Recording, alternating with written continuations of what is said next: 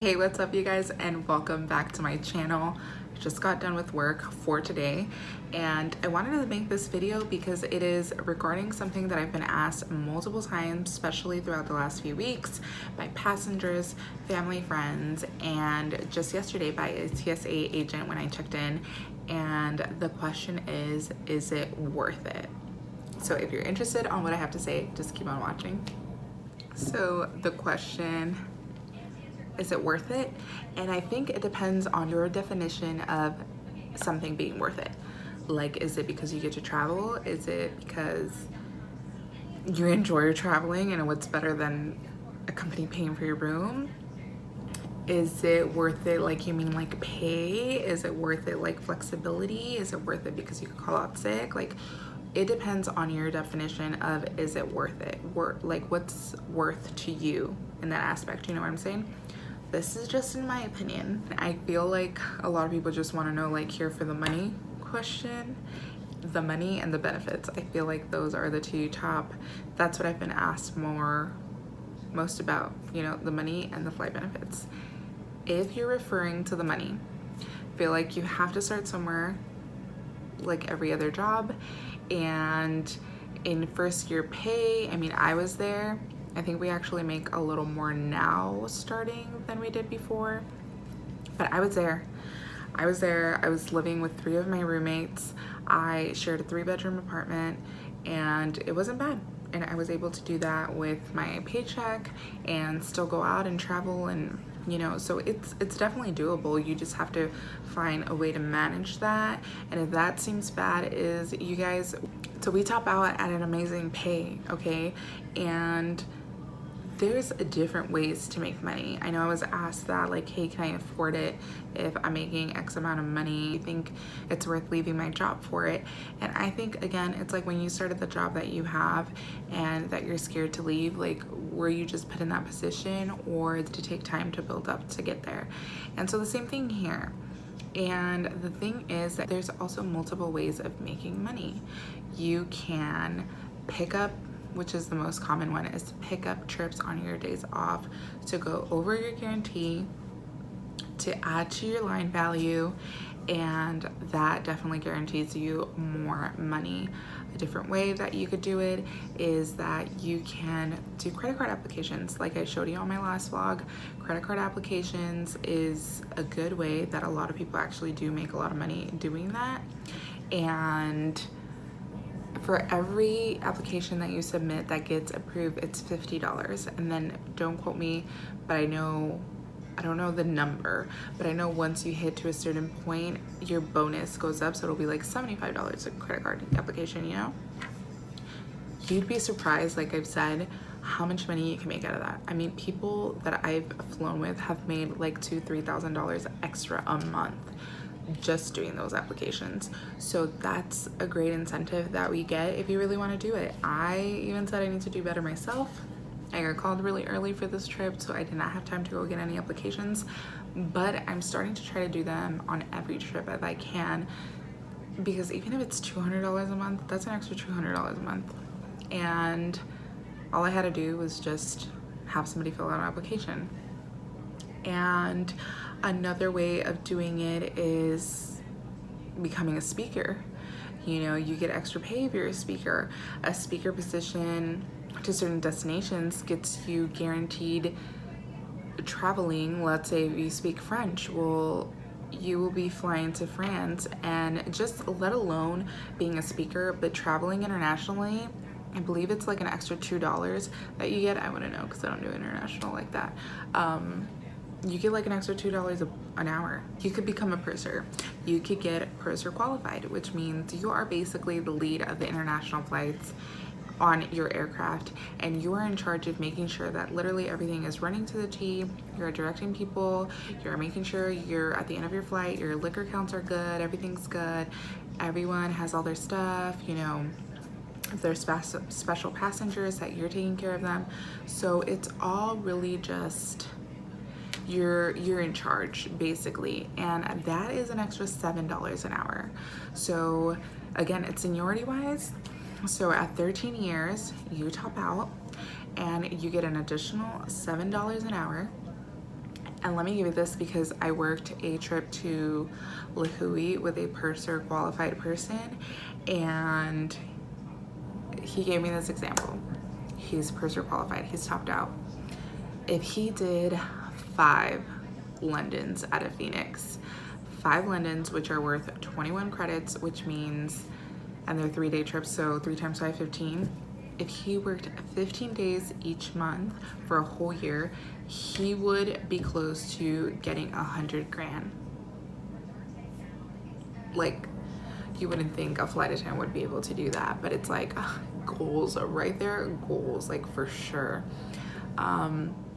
So there's ways. I have another example. I went out to dinner with one of my crew members and my classmate. We had a trip and we went downstairs for a drink, and it was like reverse happy hour. So we were, you know, eating bar food and stuff and just talking because she was a senior mama, which means she's been here for a long time. And she was telling us about her good friend who worked 150 hours for 3 years straight because she wanted to purchase a home in Maui and pay it off. 150 hours for 3 years straight, and she paid it off.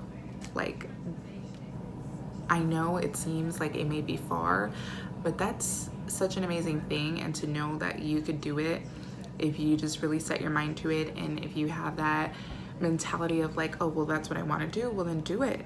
150 hours is a lot, because we get paid by flight hour, which will be something that I talk about right now. But I've personally flown 104 and I have been exhausted. I still have had like 10 days off in the month, which is great, but it's like I usually try to stack them up. Like I come in, I go out, or literally just come home for the night, wash, have dinner, leave. You know, it's been in my past vlogs where I've been working 12 days straight, and that's one of those months where I was close to hitting 100 hours. And I believe I also did a vlog when I was doing 103, I'm not sure. So there are ways. It's just up to you to do it. If you're really just relying on your simple check, it's not gonna happen. And then what also helps your check is your per diem. If you're out of base, your per diem is kicking in. And even though it's like $2.21 an hour when you're in the States, that $2.21 an hour adds up. Because I know when I'm working, that's an additional like $600 if I'm just working, like, you know, my trips, nothing extra. It's about $650, $700 extra on your check. So just mental note of those things, because there's definitely, like I said, ways to make money. The company, at least in Phoenix, we're red flagged almost every day. Red flag, if you pick up a trip, it's time and a half. And I mean, sometimes some people have mixed feelings about that, because it's like, well, they know we need people and they're not giving us people to cover those shifts, so don't pick up so that they learn their lesson. But at the same time, it's like, if you're needing money and you're just like, example, London, man, that London is worth 21 and a half. That's almost a 30-hour credit like trip for 2 flights. Like, hell yeah, like I've been wanting one of those. So there you have it. As far as pay goes, it's worth it. You just need to hang in there. And if you feel like you're not making enough, don't let that determine if this is the right job for you or not, unless like money is literally what you're really here for, or relying, or that's something really important. So, you know, I feel like if I could do it when I was on my own and you found a way to do it, it's like anybody could do it. Another thing that I will just talk about is the travel benefits. Is it worth it? I feel like it is. And, you know, there's a little bit of hesitation on that just because I don't travel as much as I would love to, you know, to take advantage of that. I am a mommy and my babies are little, so I haven't been able to travel that much. Like in April this year, I mean, in April I took the boys on a trip to Honolulu. And then, I mean, yeah, we've gone to like San Diego and Chicago and stuff, but nothing like super like luxurious or anything like that, or anything to be like, yeah, we did that year.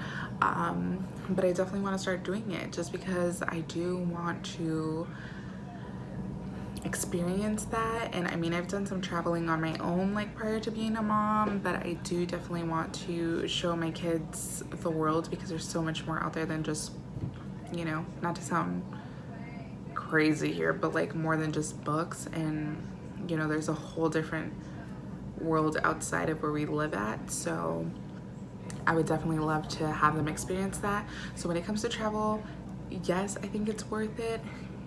Now I have to break it down to you.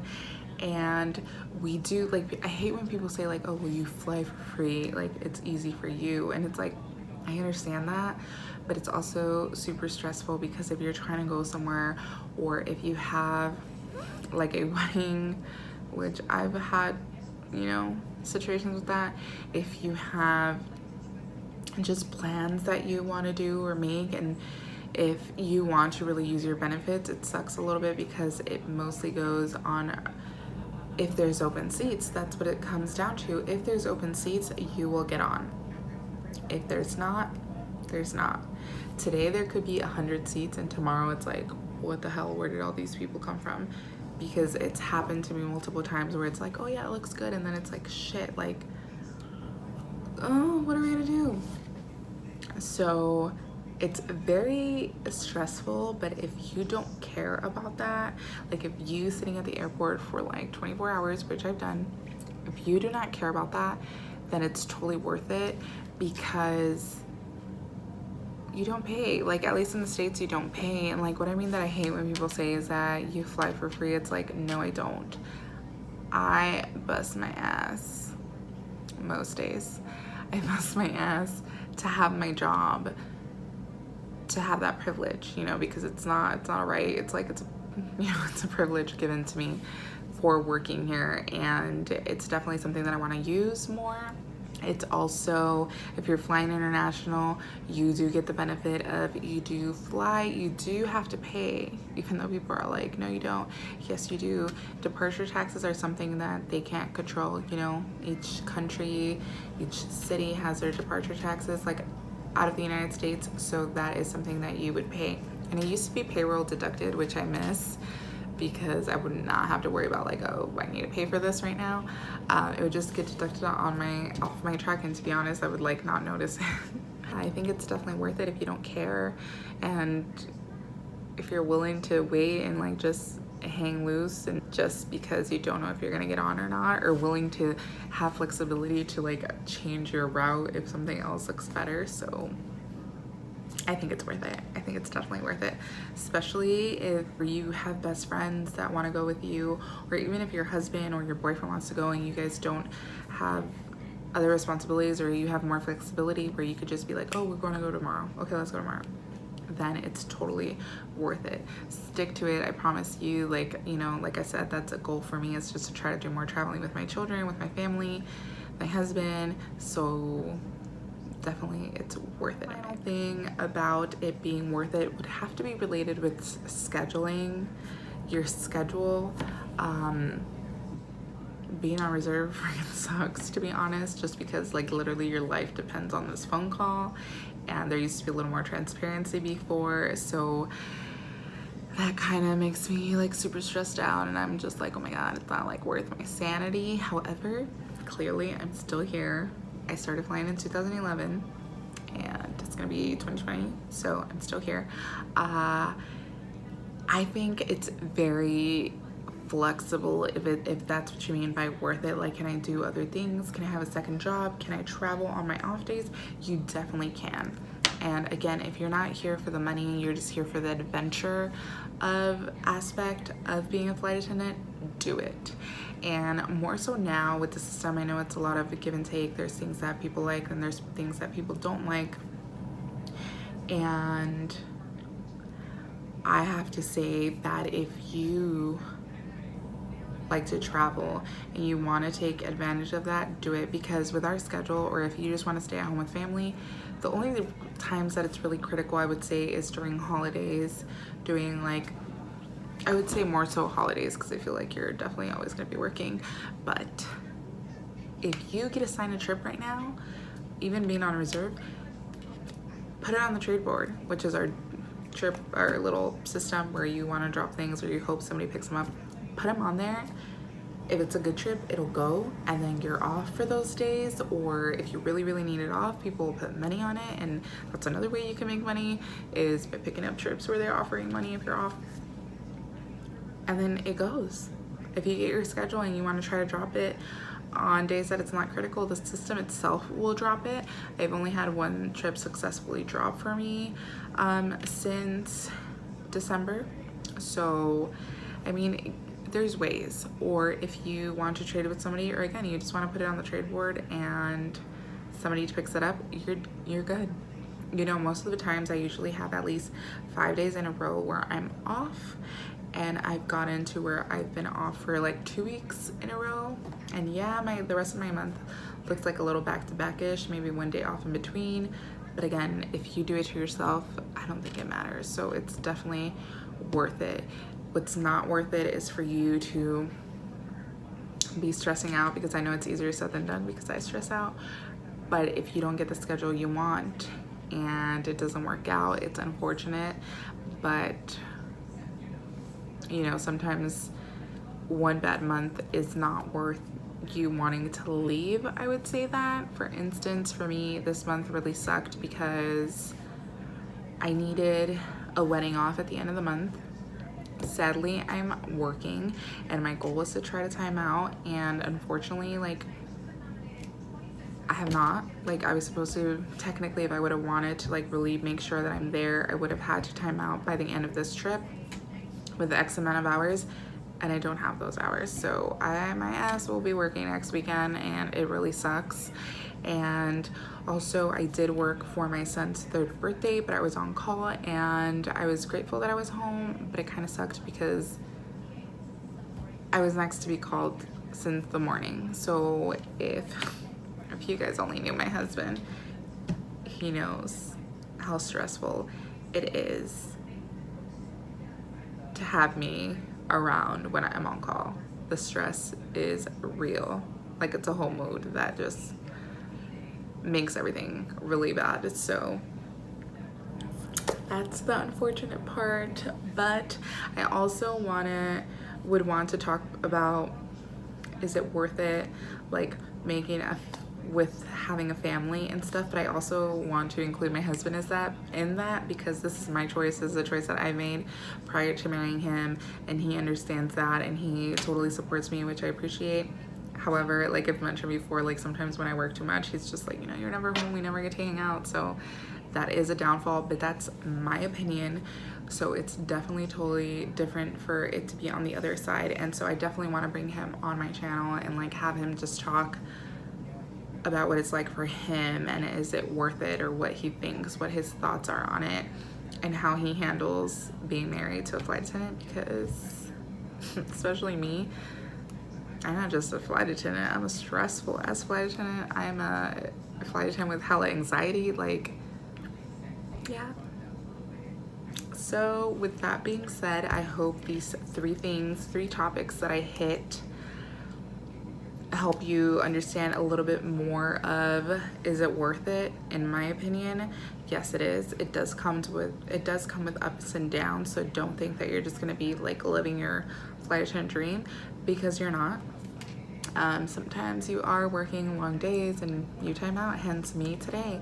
I started really early and we timed out, so we couldn't end up going on to Salt Lake City, which is where I was supposed to be today.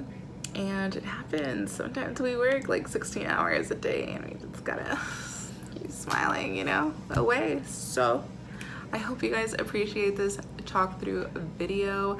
Thank you guys so much for hanging out with me. If you guys have any other questions or any other concerns, questions, or anything, like I said, just make sure to leave them down below. I like notice people really watch my videos and like they like my videos, but I want there to be like more of a community down in the comments below. If you have questions, that's what I'm here for.